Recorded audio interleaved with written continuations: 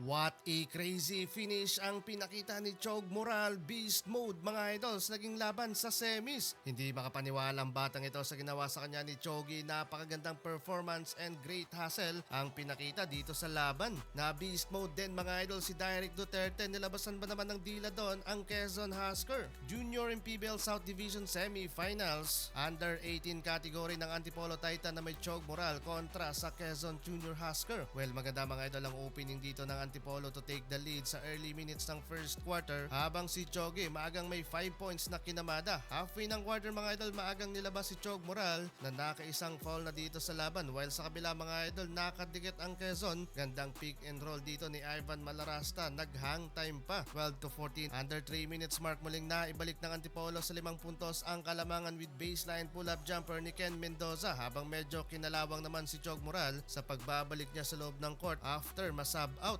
Gandang step back and 3-pointer na sana to, pero bumawi si Chogi sa assist. Moral to Duterte connection, solid start for Antipolo Titans. 5 points lead sa first quarter. Second quarter, great hustle agad mga idol ang pinakita ni Chog Moral at nakasabit pa ng foul mula kay Abarquez. Yun nga lang, 2 of 2 free throw ang nasayang dyan, habang si Direk Duterte so far ang nagiging catalyst dito ng Titan Antipolo na may 8 points coming from the bench. Under 7 minutes mark, Moral nakapagtala ng turnover and basket conversion ng Quezon Husker to tie the lead sa 26 points. Pero agad bumawi si Moral sa kanyang error. Gandang isolation play ang ginawa dyan ng bata at dalawang bantay doon ang nilampaso. Sa transition pa, another iso play na naman. Napaka-pogi ng ginawang spin move and fade away doon ni Chog, plus nakasabit pa doon ng foul sa kalaban. With 2 of 2 free throws so far, 11 points na dito sa laban. Samantalang naghahabol na din si Direk Duterte sa double digit scoring. Binalagbag ba naman doon ang depensa ng kalaban and one basket pa, sabay konting flex doon mga idol. Bago magtapos ang first half, another great connection na naman mula kay Chog Moral at Direk Duterte to lead the game with combined 25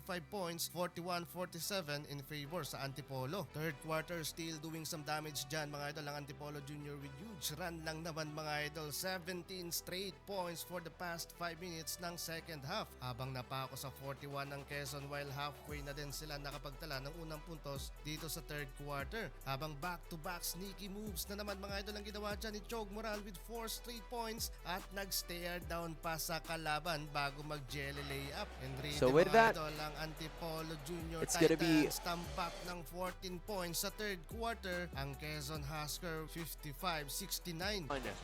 Quezon not letting them do that. Moral! Wow. Team from Chog Moral's 3. Ken Pacheco go next. Now it's a numbers advantage for Antipolo. And Duterte was all alone as they work on this side of the floor. Moral calls ISO. Midi. That's now. Facing the double team and evades it. 3 on the way. That's in! Quezon just taking their time. Rejected from midair.